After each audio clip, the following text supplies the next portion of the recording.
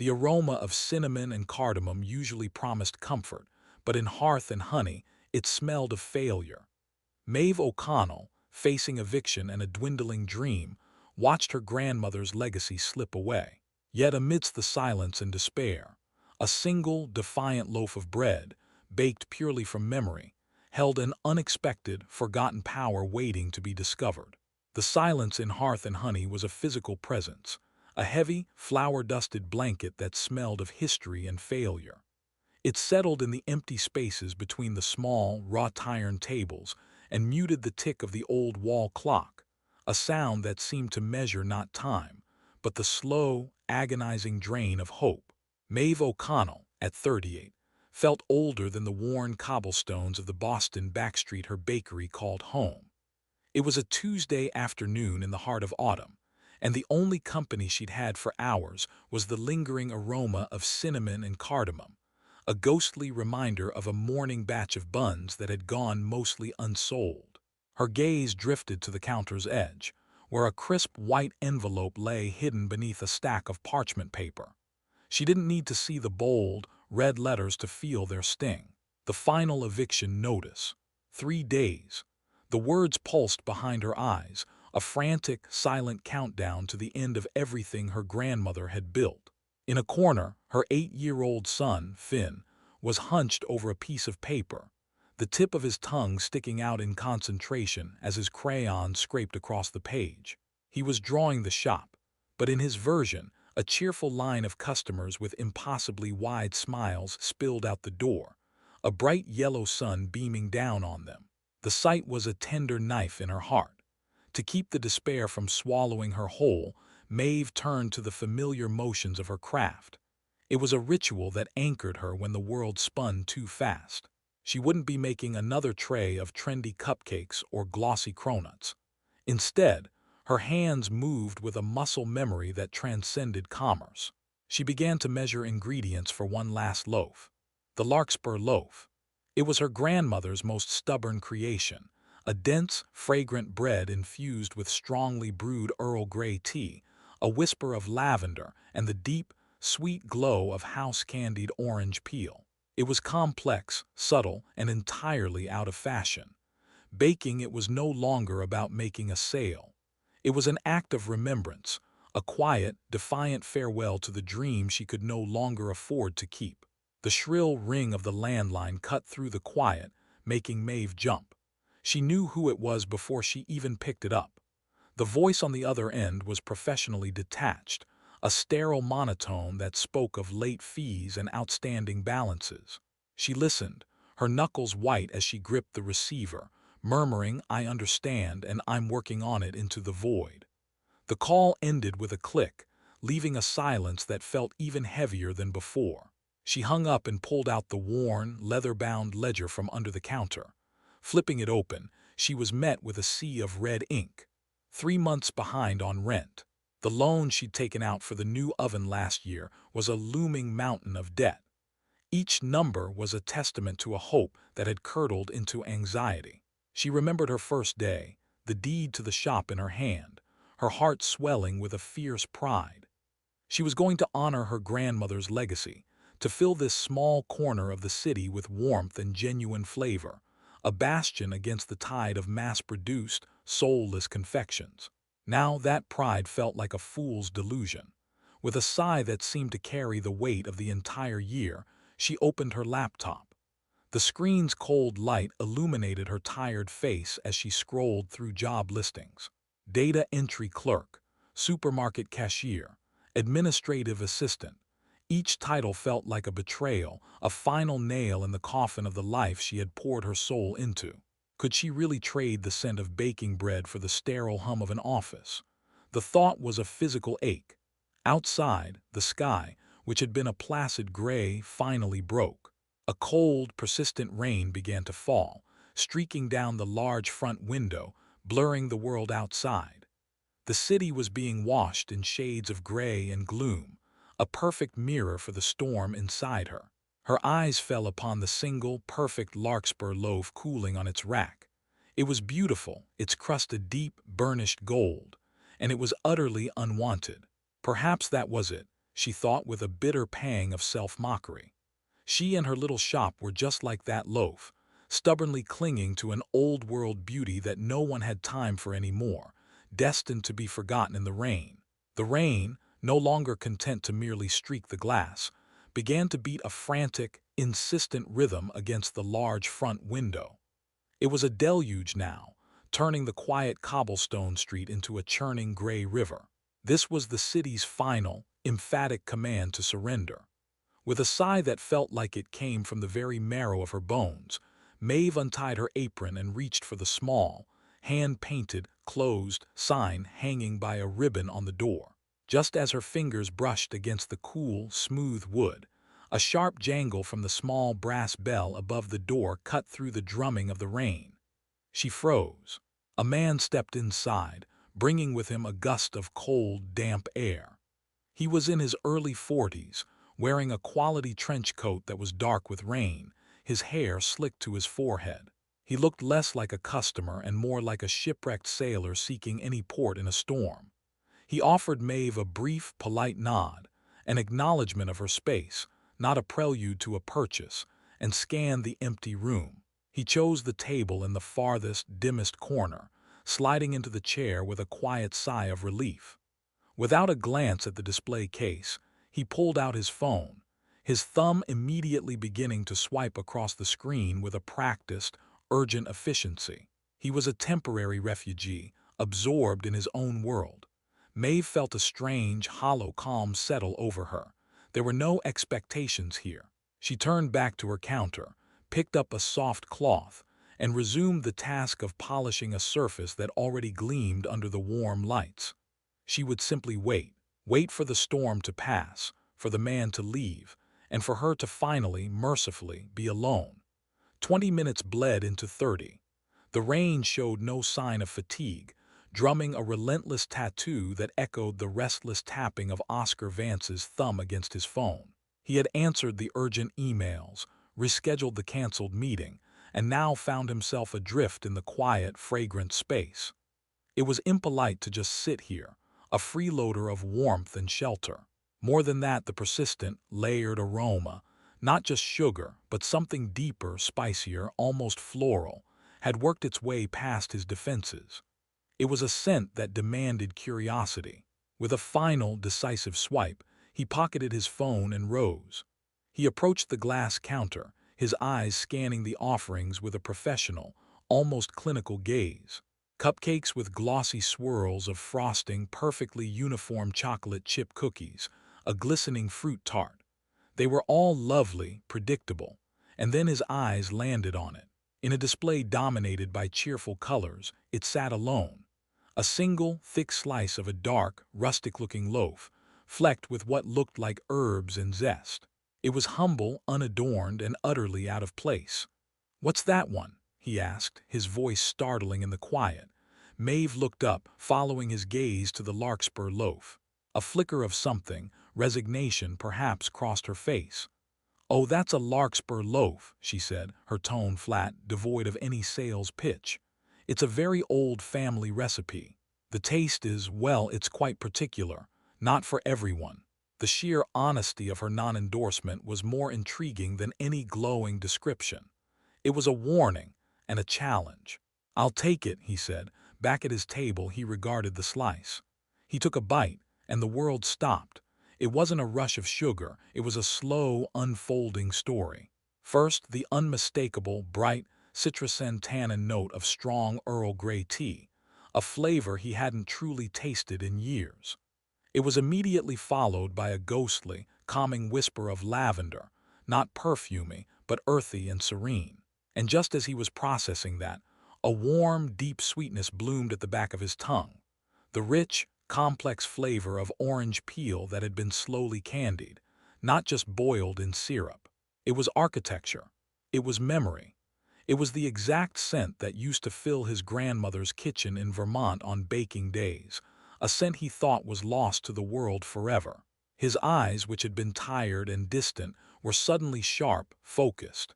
He looked up, across the empty room, at the woman behind the counter. He wasn't just looking at a baker anymore. He was looking at an artist. He stood, carrying the half-eaten slice back to the counter as if it were a precious artifact.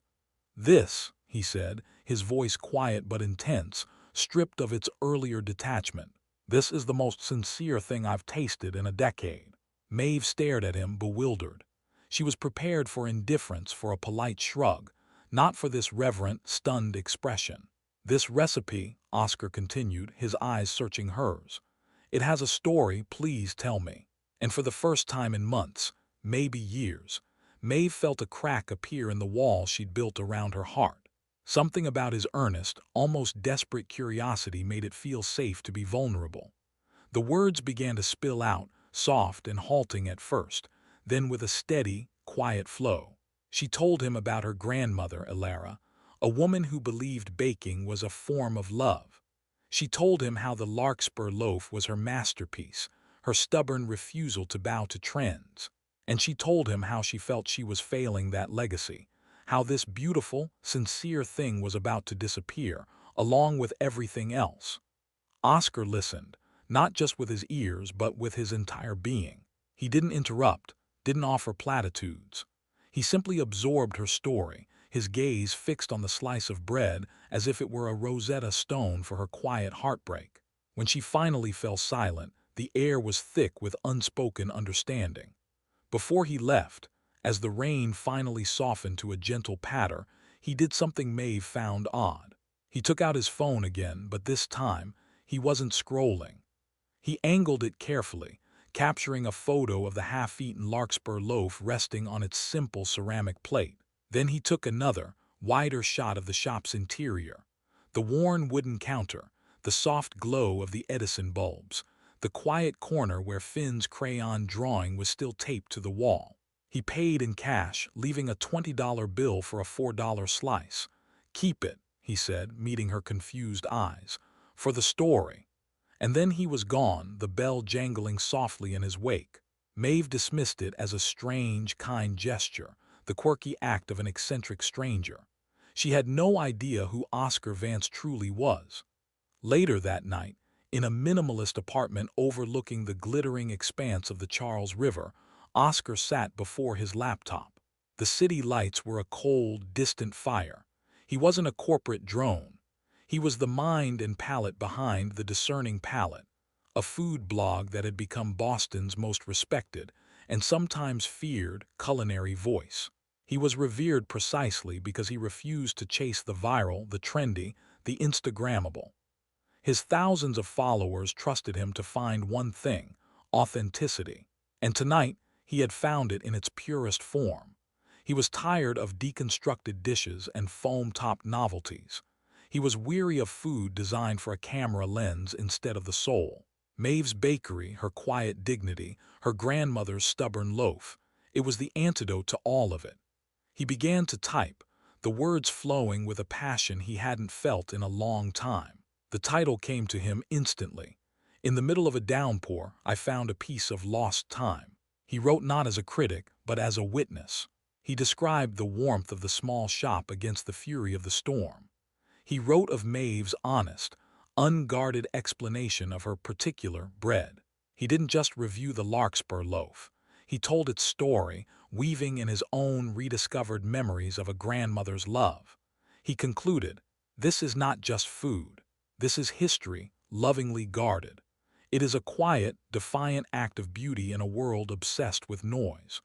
Hearth and Honey isn't a business on its last legs. It's a treasure we are on the verge of losing." He attached the 2 photos he'd taken. Just after midnight, he hit publish. Maeve's sleep was a shallow, restless sea of anxiety. She was jolted awake not by her 6 a.m. alarm, but by a sound she hadn't heard in years. The frantic, incessant buzzing of her phone on the nightstand. A cascade of notifications. Her heart lurched with a familiar dread. Was it the bank? The landlord's lawyer? Groping for the device, she squinted at the screen. It wasn't a creditor. It was Instagram, Facebook, her shop's dormant email account, all exploding. Dozens, then hundreds of mentions, tags, and messages were flooding in. Confused, her hands trembling slightly, she clicked on a link shared by a former high school classmate. It led to a blog post. The Discerning Palate. She sat up in bed. the gray pre-dawn light filtering into her small apartment. She began to read. In the middle of a downpour, I found a piece of lost time. She saw the photo of her half-eaten loaf, looking like a piece of art under his lens. She read his words, and the world tilted on its axis. He hadn't just tasted her bread, he had understood it. He had seen past the shabby finances and the empty chairs and had recognized the soul of the place. He had seen asterisk her asterisk. Every line he wrote was a validation of her quiet, lonely struggle, a tribute to the grandmother she missed every day. Tears, hot and silent, began to trace paths down her cheeks, dripping onto the phone's screen. They weren't tears of sorrow, but of a profound, shattering relief. The final eviction notice lay on her kitchen counter, a stark reminder of reality. Was this beautiful article just a lovely epitaph? An hour later, as she unlocked the door to Hearth and Honey, the familiar bell jangled. A woman stood on the threshold, holding up her phone, the screen glowing with Oscar's blog post. "Excuse me," the woman said, her voice filled with an eager excitement Maeve hadn't heard in years. Is this the place with the lost time bread?" Before Maeve could fully process the question, the bell jangled again. And again. A man in a business suit, a pair of college students, a young mother with a stroller. Within 15 minutes, a line had formed on the sidewalk, a vibrant, chattering queue that snaked down the cobblestone street, right past the window where Finn's hopeful drawing was still taped. Maeve stood frozen behind the counter, her mind a whirlwind of disbelief and dawning joy.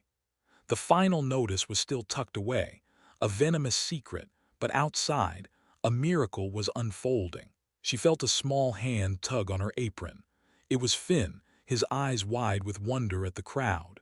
He held up her clean, white apron, a silent, powerful offering. "Mommy," he said, his voice clear and bright above the growing murmur of the customers. "They're all waiting for your bread." That single sentence, so simple and true, broke the spell. It sliced through the shock and fear, grounding her in the present. She looked from her son's shining face to the sea of expectant strangers. A deep breath filled her lungs, chasing out the last vestiges of despair. A fire she thought had been extinguished roared back to life in her chest. She took the apron from Finn, tied it securely around her waist, and turned to face her new beginning. It was going to be the busiest, most terrifying, and most wonderful day of her life. 1 month later, Hearth and Honey was a different world. The weary silence was gone, replaced by the constant, cheerful hum of conversation and the merry jangle of the bell. A fresh coat of warm, creamy paint brightened the walls, and the scent of baking was no longer a lonely vigil but a promise of delights to come. Maeve, no longer a solitary figure, now had a young, energetic culinary student named Clara working alongside her, expertly handling the register and packing boxes with a smile. The eviction notice, once a harbinger of doom, had been ceremoniously torn into tiny pieces by Finn and tossed into the recycling bin. In its place, hanging in a simple, elegant frame behind the counter, was a printed copy of Oscar Vance's blog post.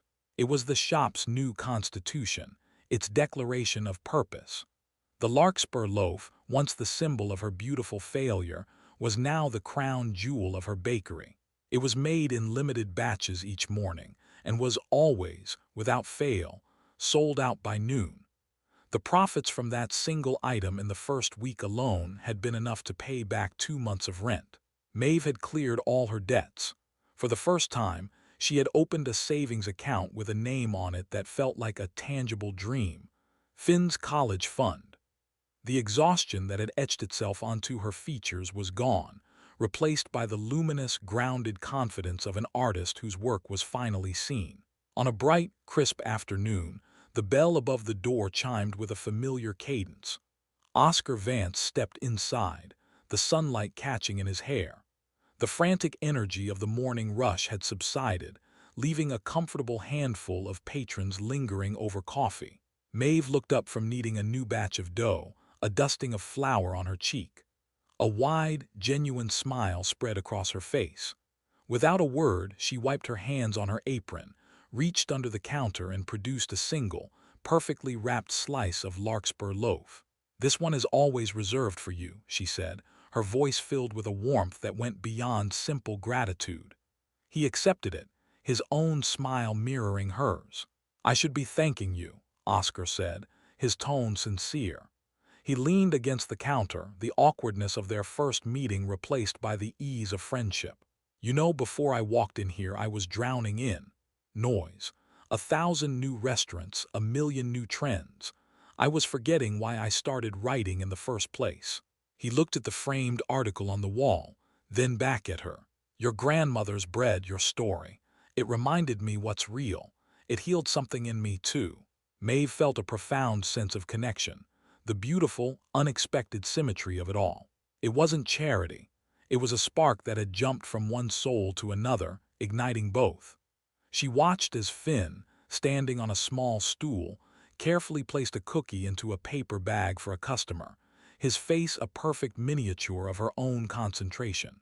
The afternoon sun streamed through the sparkling clean windows, illuminating the dust motes dancing in the air like tiny, golden spirits. The shop was full, her heart was full, and the future, once a terrifying void, now smelled of lavender, Earl Grey, and infinite possibility.